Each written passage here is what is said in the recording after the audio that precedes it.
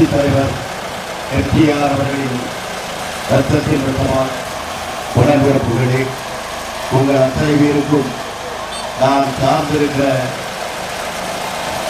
நிகழ்ச்சி சார்பாக என்னுடைய வணக்கங்களை தெரிவித்து, நான் இந்த தொகுதியிலே சட்டமன்ற வேட்பாளராக போட்டியிடுகிறேன். என்னை புரட்சித்தாய் சின்னம்மா அவர்கள் இந்த குளத்தல் சட்டமன்ற தொகுதியில் வெற்றி வேட்பாளராக அறிவித்திருக்கிறார். அவருடைய அறிவிப்பை ஏற்று ஒவ்வொரு பகுதியாக நான் மக்களை சந்தித்துக் கொண்டிருக்கிறேன்.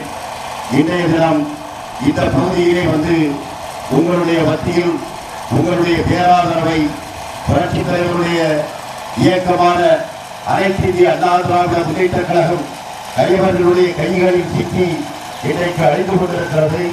கழகத்தை மீட்பதற்காக புரட்சித்தாய் சின்னம்மா அவர்கள்